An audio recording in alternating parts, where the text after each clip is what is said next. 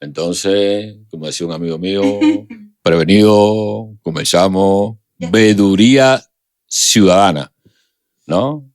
El nombre completo es Veeduría Democrática Ciudadana, pero el nombre más popular es Veeduría Ciudadana. Un amigo me preguntaba, que vio un clip, me decía, veeduría, eso es de ver, ¿no, Manuel? ¿Y cómo entendemos la veeduría? Dime brevemente, 2 minutos, 1 minuto. Veeduría, ¿por qué? Bueno, venimos hablando, y gracias por otra vez este espacio que tenemos aquí los dos, ¿no? De conversar sobre este proceso. Veníamos hablando en estos 3 capítulos anteriores de la importancia de ver, de observar, de monitorear estos procesos electorales, ¿no? Estos procesos de rendición de cuentas, todo lo que forma parte de ello. Y exactamente es eso la veeduría, es tomar el pulso, es decir, fiscalizar, buscar esa data real desde nosotros, desde la ciudadanía, desde abajo, desde lo que hacemos, ¿no?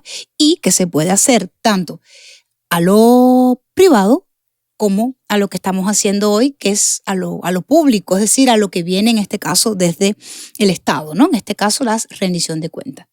Y no sé, tenía el concepto de observación electoral para al final decirlo. Si quiere podemos como que... Vamos a dejarlo al final. Ok, perfecto.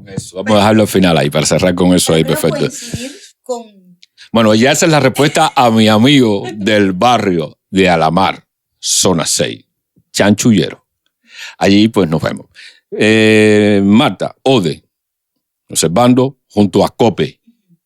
Tenemos nuevos datos.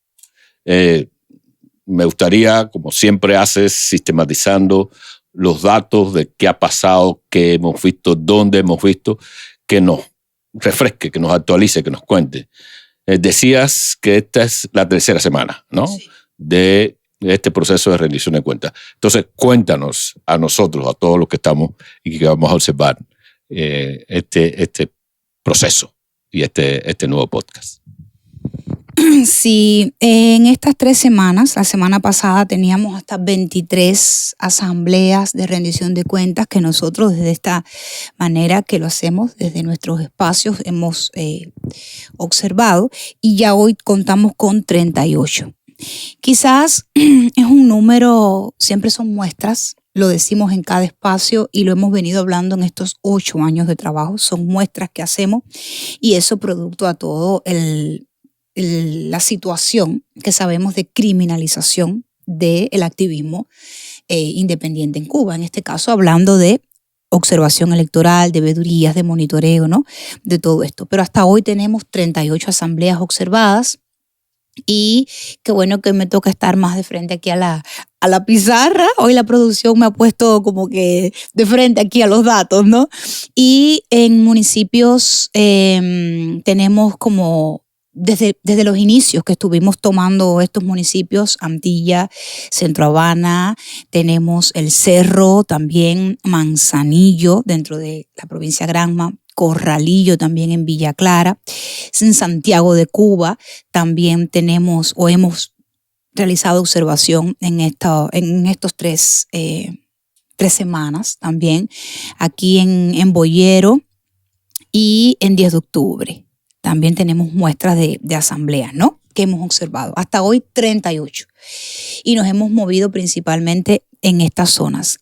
Camagüey también tenemos una hasta hoy, pero quisiéramos como que a ver si se nos suman también más observadores de esa región hasta el día 15 de noviembre que debe de cerrar el proceso. Hasta hoy 38 con todos los planteamientos que hemos venido hablando en los otros espacios y el tema de la asistencia que también hemos venido tocando. 38 asambleas de rendición de cuentas que se han observado entre ODE y COPE. Tienen un buen récord. Se observa, ¿eh? Hay ciudadanos que están trabajando, cuéntanos, hay gente que está trabajando sin problemas, brevemente, que están observando. Sabemos que hay una red, obviamente, amplia, pero cuéntanos medio segundo, si tú quieres, qué hace la gente, ¿no? Sí. Para que los que ven estos programas tengan una experiencia concreta. Quizás eso los anime a sumarse a lo que estamos haciendo, ¿no? Sí, mira, qué bueno que pones eso porque siempre o en otros tiempos hemos colocado los formularios que se le entregan a los observadores y de manera digital o de manera física ellos los van llenando con las preguntas que hemos venido construyendo, ¿no? Juntos en los talleres, en las capacitaciones, porque retomo lo que habíamos dicho en el primer espacio, que también para llegar a este momento nosotros como grupo de sociedad civil que hemos venido hablando de estos temas electorales hemos hecho capacitación, ¿no? Y hoy recuerdo otra vez el tema de MOAN, la transparencia electoral, que han jugado un papel importante en este tema de las capacitaciones. También el grupo de la Alianza Rendición de Cuentas Ya, que también nos capacitamos en ese sentido, y bueno, otros que nos acompañaron en el tiempo, en los principios de la observación, como el Instituto Interamericano de CAPEL, ¿no? En Costa Rica. Es decir, todo esto ha sido parte de un proceso de formación, y para ello leemos, entonces luego nosotros, aquí en el terreno, explicado a esos observadores, a esas personas que se animan a observar, y los otros que, bueno, cuando escuchen estos programas, les invitaríamos también para todo el trabajo que seguimos desarrollando. Entonces, ¿cómo hacen? No, básicamente tienen su formulario, lo van llenando también. El que no pueda en ese momento digital enviarlo por los asuntos de la conexión, todas las cosas que sabemos que nos golpean en Cuba, luego se comunican con nosotras, que vamos tomando también todos esas observaciones, el tema de los planteamientos, en qué municipios son, lo que le preocupa a la ciudadanía, el tema de la asistencia, la respuesta de los delegados o delegadas a las personas, ¿no?, que van planteando. Y bueno, todo es verdad que no es color rosa.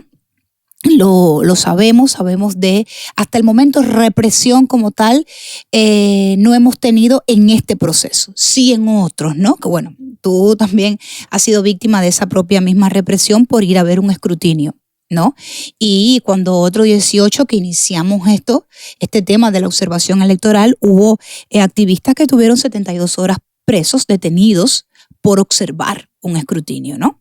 Y entonces hasta este momento esa represión en cuanto a, mira, un activista que lo lleven detenido, un observador por estar mirando, no la podemos decir, es decir, no tenemos esa evidencia, al menos con los observadores nuestros.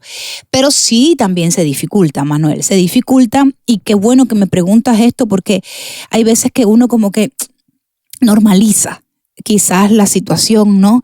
Y no es normal. Entonces un activista, un observador intenta sacar su teléfono también para fotografiar la asamblea o tomar una data ahí en tiempo real, ¿no? Y puede traerle sus consecuencias. Entonces, para ello también tenemos estrategia, también para ello nos hemos preparado de que la información llegue y de cuidar a ese observador o esa observadora, porque son 8 años en este trabajo y hemos tenido que sacar experiencias ricas de las experiencias tristes y amargas que una persona 72 horas detenida por solo observar, contar, narrar lo que por ley electoral puedes hacer. Definitivamente importante eso. No obstante, si en esta ocasión el proceso ha ido del modo que narras y que describes acá, creo que entonces podríamos empezar a hablar ya de una especie de normalización de la observación electoral, en la cual los ciudadanos pues, pueden participar. Hay muchas maneras de hacerlo. Hay gente que lo hace anónimamente, ¿no?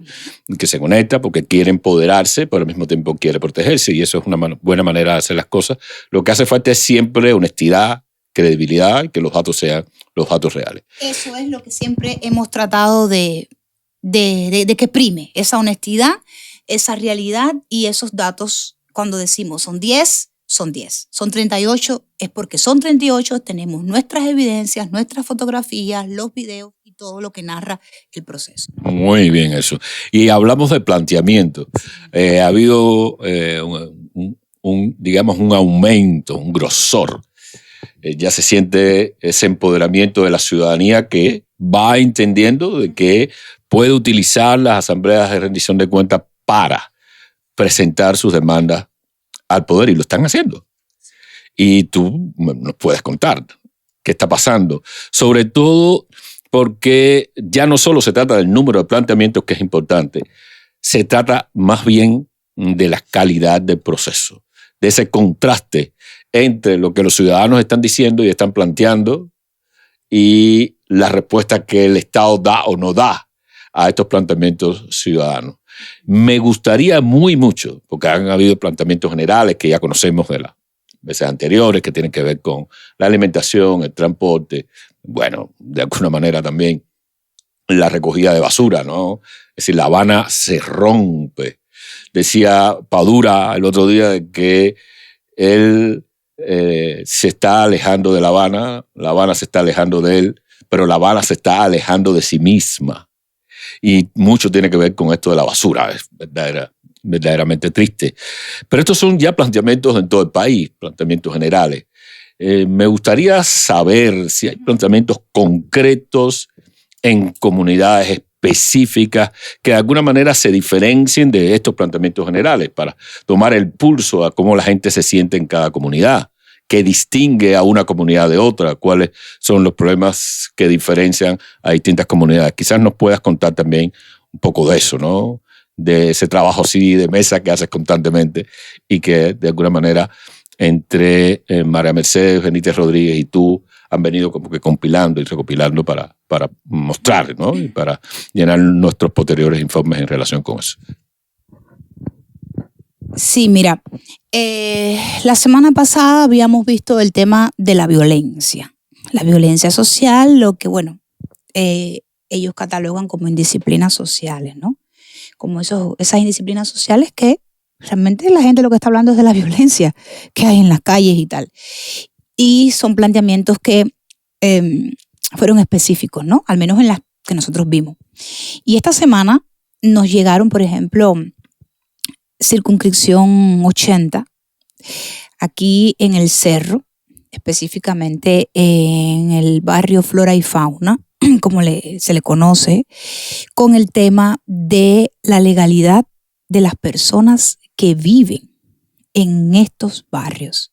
Es decir, personas que vienen del oriente de Cuba, no están legales en La Habana, y eso fue un planteamiento, el tema de su legalidad y el tema de la legalidad para sus casas, para lo que han construido en esos barrios. Y eso es algo específico, es algo de esas comunidades y es algo que el Comité de Integración Racial por años ha venido alertando desde su trabajo comunitario. Y mira, ya salió en las asambleas, por lo menos al menos en estas que vimos, ¿no?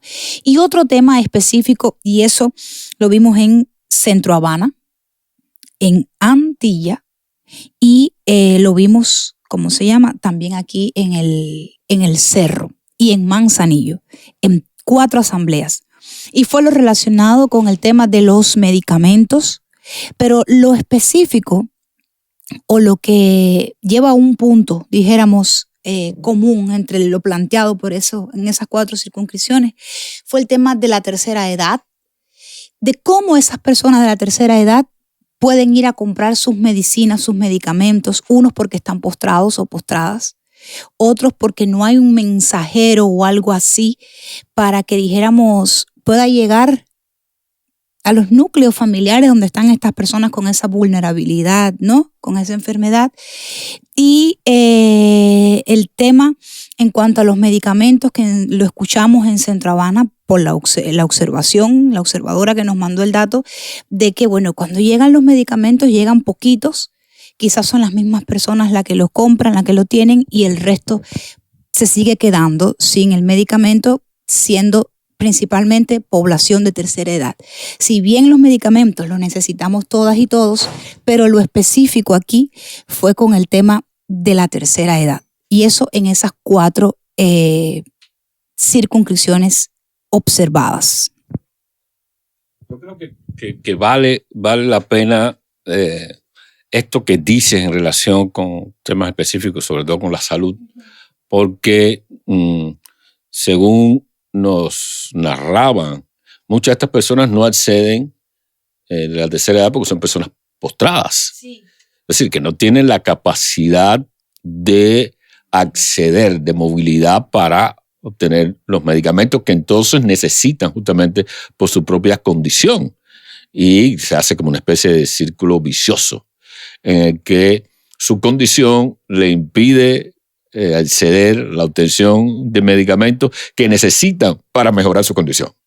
Entonces, yo creo que eso es un problema interesante, un problema serio que debemos afrontar, sobre todo por el hecho de que de alguna manera cabe pensar en la búsqueda de soluciones específicas desde comunidades, digamos, de redes sociales o comunidades también de vecinos que puedan preocuparse no solo en facilitarle a estas personas la posibilidad de acceder a medicina, sino también de conseguírsela, ¿no? Porque, digamos, también las medicinas se han vuelto caras. Es un país donde supuestamente la medicina es gratuita.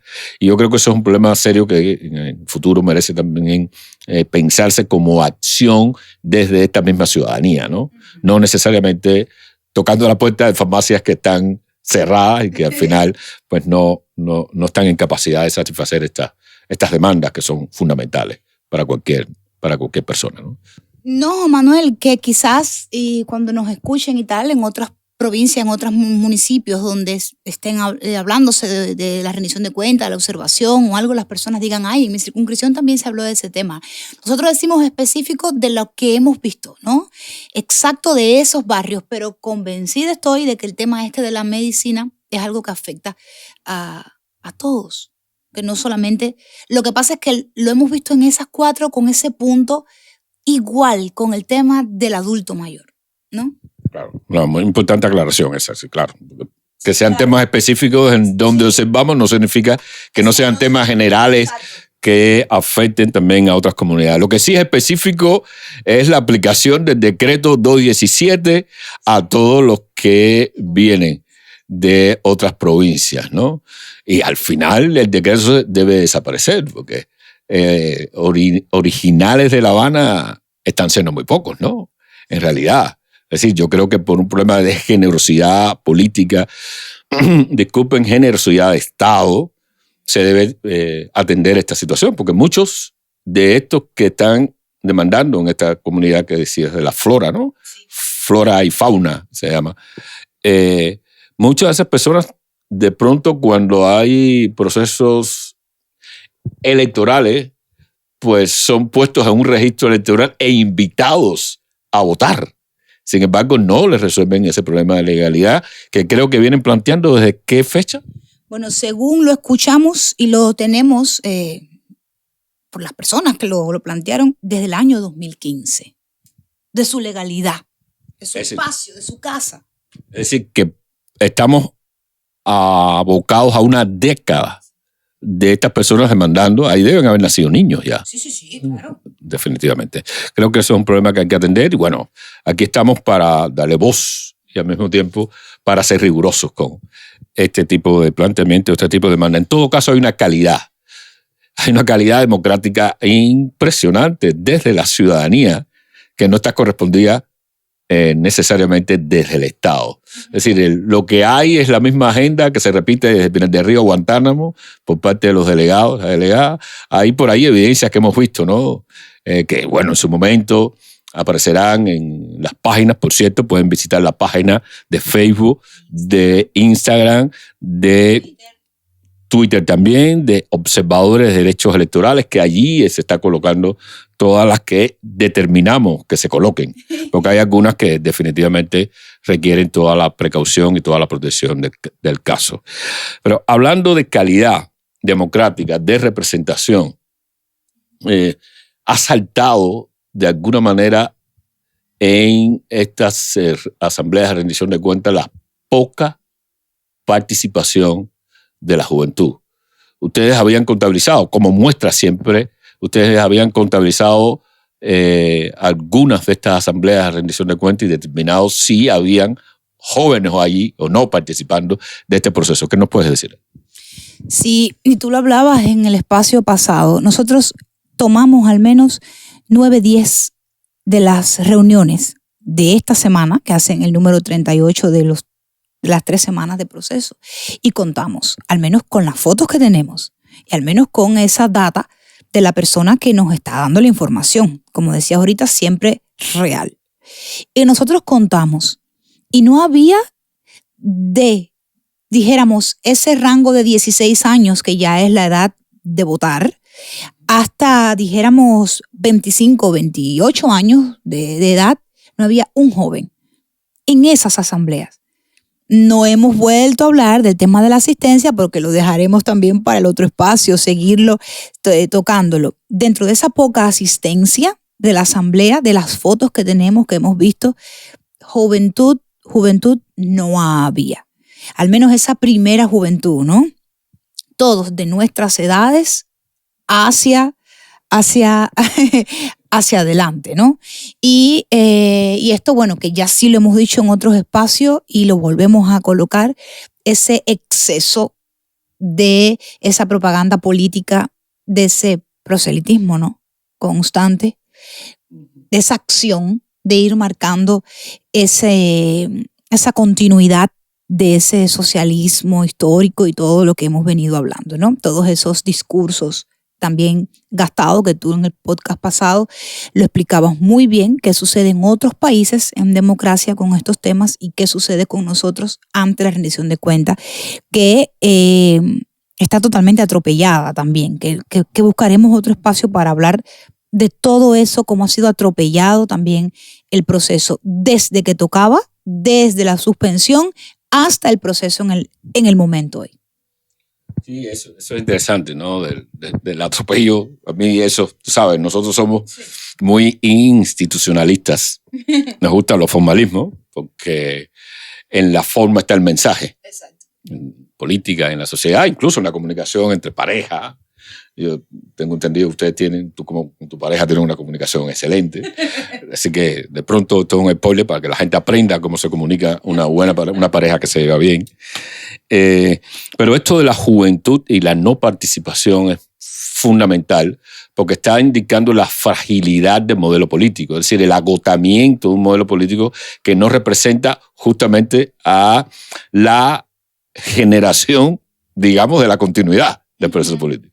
Es decir, si uno hace un ejercicio de abstracción, diría que las asambleas de rendición de cuentas y por consiguiente ese modelo político termina cuando termine la vida biológica de la generación que de alguna manera era joven cuando o nació después de 1959 o era muy joven cuando triunfó la revolución en 1959. Y esto es un problema serio porque está indicando de alguna manera esa fragilidad del modelo político y la necesidad de que los que van a reemplazar la, digamos, construcción de este país en el futuro tengan unos canales de representación que respondan a sus necesidades y a sus intereses. Quizás los planteamientos o la naturaleza de los planteamientos tengan que ver con la edad, porque no han salido, ustedes me lo dirán después, pero no han salido planteamientos de que necesitamos más espacio de recreación. Eso no ha aparecido mucho ahí, ¿no? Necesitamos que se restablezca la polar para los habaneros que quieren ir a bailar a la polar, que en el pasado lo hacían. Es decir, ese tipo de planteamiento juvenil no parece, habría que investigarlo, no hay que negarlo en lo absoluto, pero parece que no aparece y tiene que ver realmente con esta, digamos, crisis de representación de la juventud, del modelo político que debe recoger lo que la juventud en todas las comunidades están planteando. Está claro también, muchos jóvenes simplemente están abandonando el país, ¿no? Viendo cómo van a migración a hacer ese pasaporte para montarse en el primer avión que los deje en el primer aeropuerto fuera de la isla, ¿no?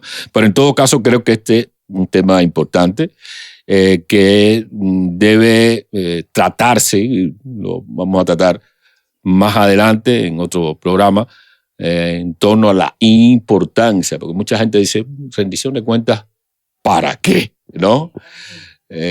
Muchos dicen eso y nosotros insistimos en que Uno, la democracia es un ejercicio permanente. De hecho, es un hábito. No es una, digamos, adquisición académica o intelectual, es un hábito.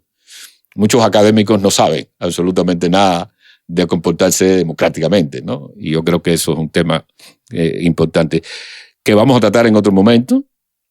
La importancia, sí que vemos a participar en la rendición de cuentas, tal y como lo vemos, la importancia de participar en lo que aquí llaman elecciones. Nosotros llamamos sistema de votación. Eso vamos a tratarlo más adelante.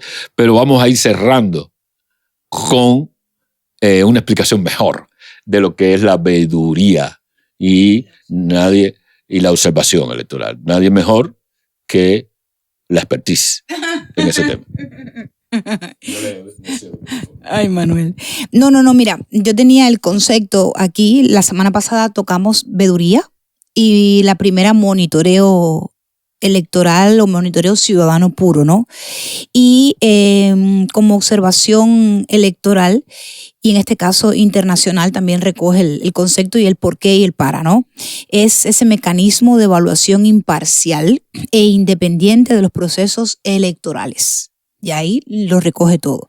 Es la observación, en este caso electoral internacional, la que ha acompañado y en numerosos procesos en estos últimos años, convirtiéndose en una clara expresión del compromiso de la comunidad internacional con la promoción de los valores democráticos y los derechos humanos. En este caso, y volvemos a tocarlo, nosotros no, es decir, Cuba no permite observación electoral internacional. Lo sabemos, lo hemos hablado, lo hemos denunciado también en otros momentos que hemos hecho la observación de esos procesos, como decías ahorita, electorales, ¿no? Y entonces por eso nosotros hacemos esto.